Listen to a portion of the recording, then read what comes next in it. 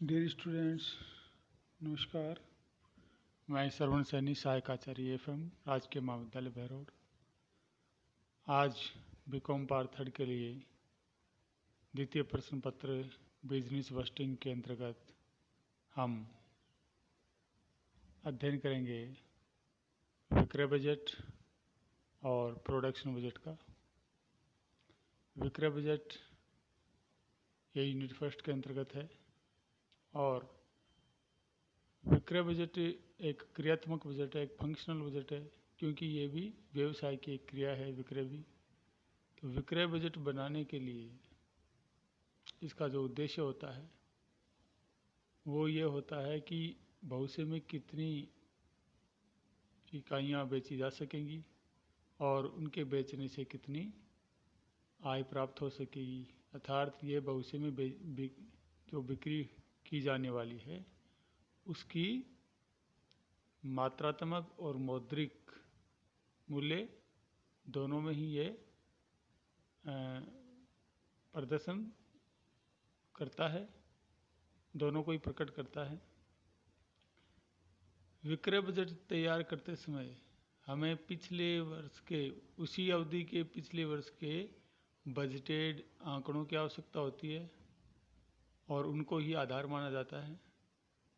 और इसके साथ साथ वस्तु की प्रकृति, प्रतिस्पर्धा मार्केट में, भौगोलिक परिस्थितियाँ और कंपनी की उत्पादन क्षमता है, ये सभी चीज़ें भी विक्रय को प्रभावित कर सकती हैं। तो इन चीज़ों को भी ध्यान में रखा जाता है विक्रय बजट बनाते समय।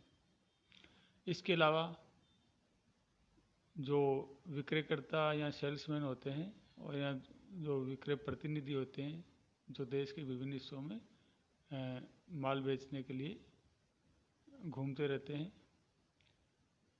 यदि उन्होंने भी कोई विक्रय से संबंधित सूचना दी है जो भविष्य में उपयोगी हो सकती है, तो उन बातों का भी विक्रय बजट बनाते समय ध्यान में रखा जाता है।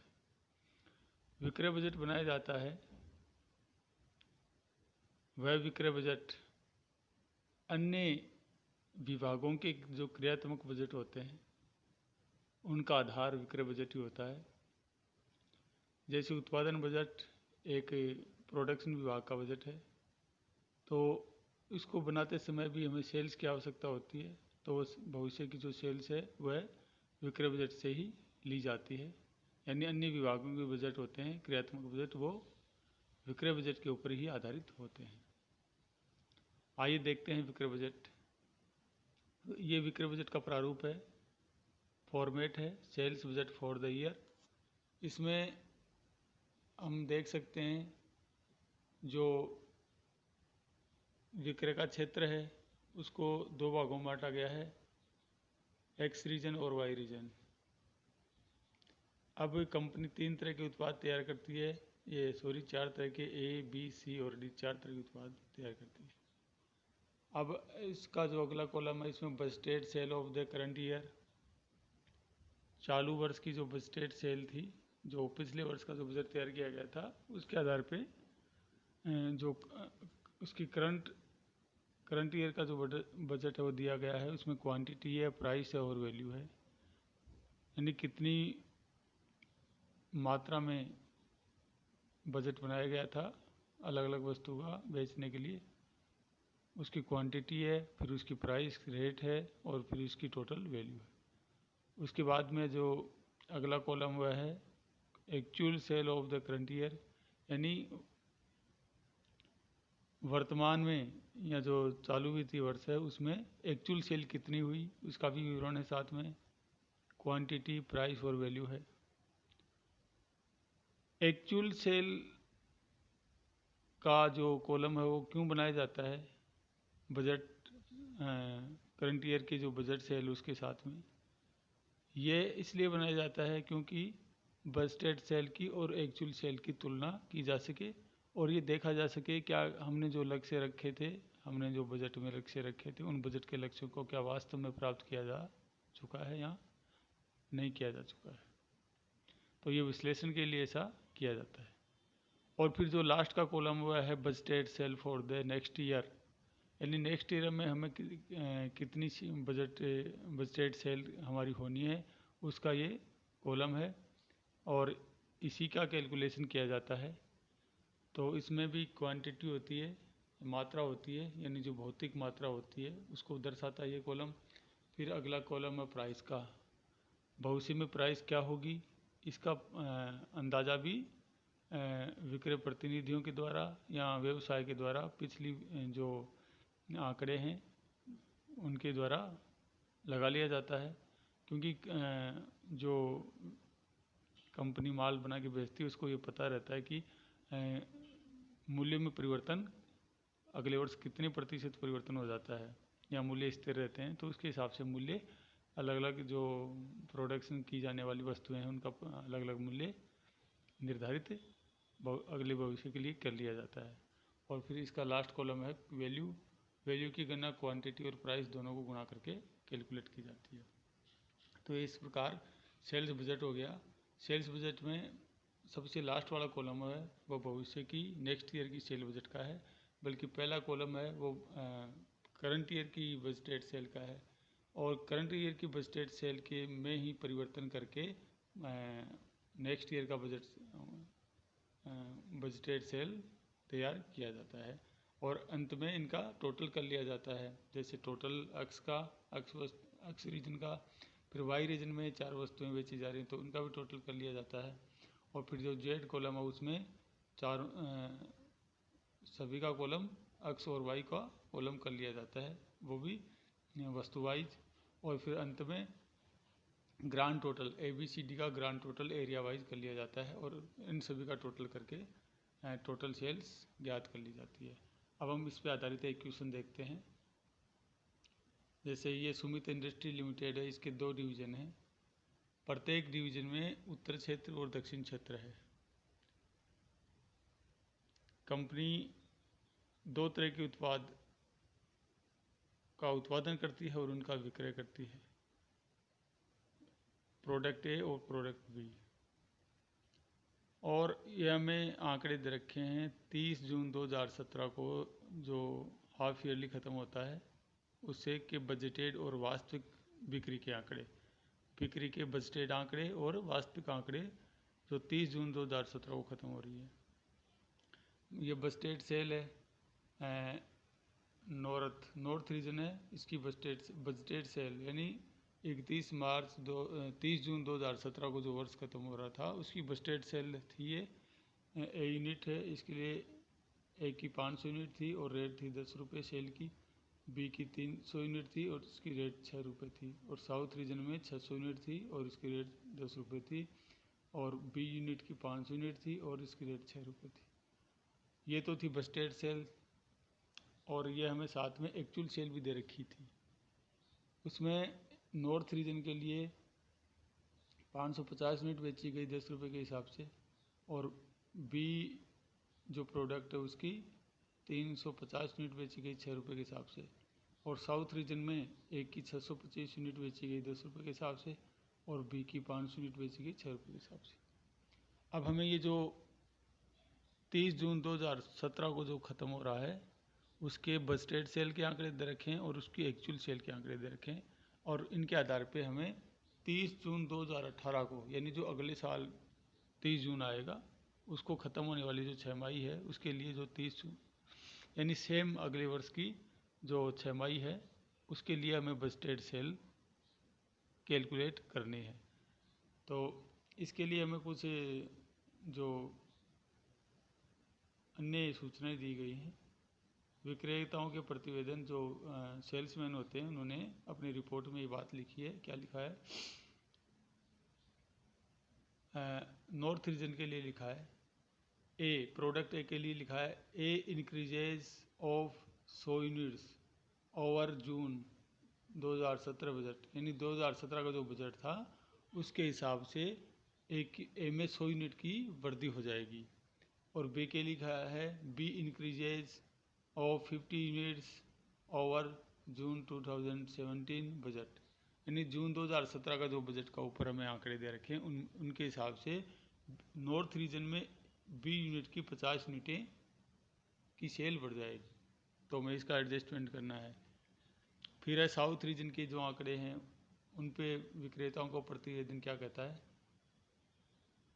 ए जो प्रोडक्ट है वो इंक्रीज हो जाएगा 80 यूनिट से 2017 के बजट के हिसाब से, और बी यूनिट है वो उसमें भी 40 यूनिट की इंक्रीज हो जाएगी। B increases of 14 units over June 2017 budget. अब हमें क्या करना है, 30 जून 2017 को समाप्त 6 माह के लिए, 30 जून 2017 को समाप्त 6 माह के बजटेड और वास्तविक विक्रय को दिखाते हुए, यानी हमें ये दोनों दिखानी है, बजटेड और वास्तविक विक्रय जो 30 जून 2017 को ख़त्म हो रहा है उसको दिखाते हुए 30 जून 2018 को समाप्त 6 माह के लिए विक्रय बजट बनाना है। यानी नेक्स्ट ईयर को इसी अवधि का जो सेल्स बजट बनाना है वो हमें तैयार करना है। तो अब हम चलते हैं सेल्स बजट पे। ये सेल्स बजट है और ये क्वेश्चन 2011 में पूछा गया था एग्ज़ाम में। तो ये sales budget of Sumit industry 6 month ending 30 June 2018 को है। देखो इसमें नॉर्थ और साउथ दो एरिया में क्वेश्चन में दे रखे हैं। तो इसका जो उसका पहले प्रोडक्ट दे रखा है ए और बी। जो पहला कॉलम वो बजटेड सेल ऑफ 30 जून 2017 का इसमें दे रखा है। इसमें क्वांटिटी प्राइस और वैल्यू है। तो हमें जो सूचनाएं बजट में दे रखी वो हमने एग्जिट इसमें लिख दी हैं। 500 यूनिट 10 रुपये के हिसाब से वैल्यू 5000, और नॉर्थ के लिए बी का 300 यूनिट 6 के हिसाब से 1800 रुपये, और टोटल हो गई यूनिट 800, और ये 6800 रुपये इसका वैल्यू हो गया। और साउथ रीजन के लिए 600 यूनिट दे रखी हैं क्वेश्चन में, और 10 के हिसाब से इसका 6000 वैल्यू हो गया। और बी की 500 यूनिट दे रखी हैं 6 रुपये के हिसाब से 3000 इसका वैल्यू हो गया। तो टोटल हो गया 1100 यूनिट हमने पिछले बजट में बेची थी पिछले बजट के हिसाब से, और 9000 रुपये का टोटल वैल्यू। और टोटल ए और टोटल बी का अलग अलग कर रखा है। 1100 यूनिट तो ए की है और बी की 800 यूनिट है। तो और इनका वैल्यू 11000 रुपये ए का और बी का 4800। ये टोटल साउथ और नॉर्थ और साउथ को जोड़ के, और ग्रांड टोटल आ गया इनके नीचे। और हमें जो एक्चुअल सेल दे रखी थी क्वेश्चन में दे रखी, वो भी हमने ऐसे कैसे लिख दी है। 550 यूनिट थी नॉर्थ यूनिट में 10 रुपये के हिसाब से वैल्यू 5500 रुपये, और 350 यूनिट थी बी की नॉर्थ में 6 रुपये के हिसाब से 2100 रुपये। इस प्रकार सबका हमने दिखा दिया है। अब हमें सबसे इम्पोर्टेंट है लास्ट वाला कॉलम बजटेड सेल जो 30 जून 2018 ख़त्म हो रहा है, उसके ऊपर कैलकुलेशन करना है हमें। विक्रेताओं का जो प्रतिवेदन है उसमें हमें सूचना दी गई थी कि नॉर्थ रीजन में पिछला जो बजटेड सेल है 30 जून 2017 को ख़त्म हो रहा है, उसके ऊपर नॉर्थ रीजन में ए प्रोडक्ट की 100 यूनिट बढ़ जाएंगी। तो देखो यहाँ पे 500 यूनिट दे रखा है, पिछले साल की 500 यूनिट दे रखा है, और इसको हमने बढ़ा के इसमें 100 बढ़ा दी, तो हमारी जो बजटेड सेल हो गई 600 यूनिट हो गई, और इसकी 10 रुपये रेट है तो टोटल हो गया 6000 रुपया। और इसी प्रकार बी यूनिट थी नॉर्थ रीजन में, तो इस बी यूनिट में भी 50 यूनिट की वृद्धि बताई गई है। तो बी यूनिट थी पिछले बजट में 300 थी, तो इसमें 50 और जोड़ के इस बार प्राप्त हो गई 350, और इसकी रेट 6 रुपये की रहेगी भविष्य में। हाँ, इसकी 350 हो गई, इसमें 6 रुपये की रेट रहेगी, तो 2100 रुपये इसकी बजटेड सेल हो गई। और इसका टोटल हो गया 950 नॉर्थ रीजन की, और 8400 रुपये इसका वैल्यू हो गया। उसी प्रकार साउथ रीजन की बात करें तो साउथ रीजन का जो बजटेड था पिछले साल का वो था 600 यूनिट ए प्रोडक्ट का, और उसमें वृद्धि हो गई 80 यूनिट की, तो 680 यूनिट हो गया। उसको 10 रुपये के भाव से इसकी 6800 रुपये इसकी सेल हो गई। और फिर बी साउथ रीजन में बी यूनिट के लिए हमारा बजटेड था पिछले साल का 500, और उसमें जो वृद्धि की गई थी, वृद्धि का अनुमान लगाया गया है वह 40 यूनिट का लगाया गया है। तो हमारी बजटेड सेल हो गई अगले साल के लिए 540 यूनिट, और 6 रुपये के हिसाब से इसके 3240 रुपये हो गए। और इसका हम इस प्रकार टोटल कर लेते हैं। फिर इनका ये नॉर्थ का टोटल 950 यूनिट और अमाउंट 8100 रुपये, और साउथ का जो यूनिट का टोटल 1220 और अमाउंट का टोटल 10,440। फिर इसका ये नीचे टोटल कर लेते हैं। वो टोटल है साउथ और नॉर्थ को मिला के 1280 और 890 और टोटल अमाउंट का 12,800 और 5340 और टोटल जो हमारे ग्रांड टोटल कर लेते हैं वो हो गया 2,170। यानी बजटेड सेल है 2018 30 जून को 2,170 यूनिट नॉर्थ और साउथ रीजन में बेची जाएगी और इनसे जो विक्रय प्राप्त होगा वो होगा 18,140 रुपये। तो ये इस प्रकार सेल्स बजट हमने देखा। अब हम देखेंगे प्रोडक्शन बजट, उत्पादन बजट। प्रोडक्शन बजट का आधार भी विक्रय बजट होता है। तो विक्रय बजट में हमें जो सूचनाएं दी जाती हैं उनका प्रयोग करते हुए हमें उत्पादन बजट तैयार करना होता है, क्योंकि जब तक हमें ये पता नहीं होगा कि कितनी वस्तुएं विक्रय की जानी है तो हम प्रोडक्शन किस आधार पर करेंगे। इसलिए प्रोडक्शन बजट तैयार करने से पहले हमें विक्रय की आवश्यकता होती है, विक्रय की मात्रा की आवश्यकता होती है। तो ये जो प्रोडक्शन बजट है उसमें भविष्य में जो जिस अवधि के लिए हम बजट बना रहे हैं उस बजटेड अवधि के लिए उत्पादन की जाने वाली इकाइयों का विवरण प्रदर्शित किया जाता है और इस बजट के आधार पर ही कच्चे माल की कितनी आवश्यकता होगी उसका पता लगाने के लिए कच्चे माल की आवश्यकता का बजट तैयार किया जाता है और फिर उत्पादन लागत बजट भी तैयार किया जाता है। क्योंकि उत्पादन बजट में सिर्फ मात्रा दिखाई जाती है भविष्य में उत्पादित की जाने वाली प्रोडक्शन की, बल्कि उत्पादन उसका मूल्य नहीं दिखाया जाता है। जो प्रोडक्शन होगा उसका मूल्य उत्पादन लागत बजट में ही दिखाया जाता है। तो उस उत्पादन लागत बजट का आधार भी उत्पादन बजट होता है। किसी भी चीज़ का प्रोडक्शन ज्ञात करना हो उसके लिए एक सीधा सा फार्मूला है, उसी फार्मूले को ध्यान में रखते हुए हम उत्पादन बजट बनाते हैं। जैसे प्रोडक्शन करना है तो कितना प्रोडक्शन करना है उसका फॉर्मूला है, सेल्स में हम जोड़ेंगे क्लोजिंग स्टॉक और फिनिश गुड्स का और उसका ओपनिंग स्टॉक फिनिश गुड्स का घटा देंगे तो ये प्रोडक्शन हम ज्ञात कर सकते हैं। Production equal to sales plus closing stock और फिनिश गुड्स और इसमें less opening stock of finish goods. परंतु कई जगह क्या होता है कि जो माल है वो मशीनों में चलता रहता है, वर्क इन प्रोग्रेस होता है। उस समय हम कैसे ज्ञात करें प्रोडक्शन को? इसके लिए हम क्या करते हैं कि जो वर्क इन प्रोग्रेस है उसका ओपनिंग स्टॉक तो सेल में क्लोजिंग स्टॉक तो सेल में जोड़ देते हैं और ओपनिंग स्टॉक सेल में से घटा देते हैं। परंतु हमें क्या जोड़ना होता है? ओपनिंग स्टॉक का उसकी इक्विवेलेंट यूनिट जोड़नी होती हैं। क्लोजिंग स्टॉक ऑफ वीआईपी का इक्विवेलेंट यूनिट्स जोड़नी होती है। इक्विवेलेंट यूनिट्स क्या होती हैं कि सपोज करो कि 1,000 इकाइयों को माल हमने मशीनों में प्रक्रिया में डाल रखा है और वह 30% तैयार हो गया है, तो 1,000 का 30% होता है 300 यूनिट। तो 300 यूनिट इक्विवेलेंट यूनिट में जोड़नी होती है, नहीं कि 1,000 यूनिट इसमें क्लोजिंग स्टॉक की हमें माननी होती हैं। और इसी प्रकार जो ओपनिंग स्टॉक होता है वीआईपी का जो हमें दे रखा होता है उसको भी इक्विवेलेंट यूनिट ही लेनी होती हैं कि वर्क इन प्रोग्रेस की सारी इकाइयाँ नहीं लेके हमें उसकी इक्विवेलेंट यूनिट्स लेने होते हैं।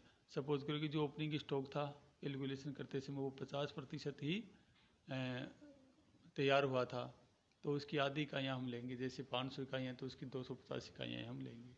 अब इसका एक उदाहरण देखते हैं, क्वेश्चन देखते हैं जिससे हमें प्रोडक्शन बजट समझ सकते हैं। ये सूरज मैन्युफैक्चरिंग कंपनी है जो 3 प्रकार की इकाइयाँ A, B और C प्रोडक्ट है वो तैयार करती है। इसका विक्रय का पूर्वानुमान हमें पहले से दे रखा है कि विक्रय 800 A यूनिट की 80,000 इकाइयाँ, B की 72,000 इकाइयाँ और C की 85,000 इकाइयाँ में सेल करनी है इनकी। तो सेल्स की आवश्यकता प्रोडक्शन बजट के लिए होती है, जो मैंने पहले बताया था। और अब हमें 1 जनवरी को इसका ओपनिंग और क्लोजिंग स्टॉक दे रखा है। ओपनिंग स्टॉक है A यूनिट का 16,000 और इसका क्लोजिंग स्टॉक है 20,000। B यूनिट का ओपनिंग स्टॉक 12,000 और B यूनिट का ओपनिंग स्टॉक 12,000, इसका क्लोजिंग स्टॉक 31 मार्च को 11,000 और C का ओपनिंग स्टॉक 20,000 और इसका क्लोजिंग स्टॉक 27,000। अब हमें प्रोडक्शन बजट तैयार करना है, तो कैसे करें? तो ये production budget of Suraj manufacturing company for the year ending 31 दिसंबर को तो हमें प्रोडक्शन का जो फॉर्मूला है वही अप्लाई करते हैं। सबसे पहले लेंगे सेल्स हमने तीनों इकाइयों की दिखा दी, 80,000, 72,000 और 85,000। अब इसमें जोड़ेंगे हम closing stock, add closing stock. तो क्लोजिंग स्टॉक हमें जो क्वेश्चन में दे रखा है 1 जनवरी को, वो ए का 20,000 है, क्लोजिंग स्टॉक ए का 20,000, बी का 11,000 और सी का 27,000। तो हमने ये जोड़ दिया तो टोटल हो गया ए का 1,00,000, बी का 83,000 और सी का 1,12,000। अब हमें घटाएंगे ओपनिंग स्टॉक उठाएंगे। तो ओपनिंग स्टॉक उठाया हमने ए यूनिट का 16,000, 1,00,000 में 16,000 गया तो 84,000 यूनिट आ गई। तो 84,000 यूनिट का हमें प्रोडक्शन करना है ए यूनिट का। फिर बी यूनिट में क्लोजिंग स्टॉक है 12,000, तो 83,000 में 12,000 घटाए तो आ गया 71,000। तो 71,000 जो है इतनी इकाइयों का हमें प्रोडक्शन करना है बी का। और सी का है, सी की क्लोजिंग स्टॉक थी सी का जो ओपनिंग स्टॉक है वो 20,000। तो 1,12,000 में से 20,000 को वापस घटा देंगे तो 92,000 इकाइयाँ प्राप्त होती हैं। तो सी की 92,000 इकाइयों का हमें प्रोडक्शन करना है। तो ये प्रोडक्शन बजट बहुत ही सिंपल है। इसमें करना क्या होता है, सेल्स में क्लोजिंग स्टॉक को जोड़ो और ओपनिंग स्टॉक को घटाओ, जो आ गया वो प्रोडक्शन है। और ये सिर्फ इकाइयों में तैयार होता है। और जो इसका यदि हमें मूल्य भी दिखाना होता है प्रोडक्शन का, तो इसके लिए अलग से उत्पादन लागत बजट बनाया जाता है और इसकी सूचनाएं इसी से प्रोडक्शन बजट से ली जाती हैं। आज के लिए बस इतना ही। थैंक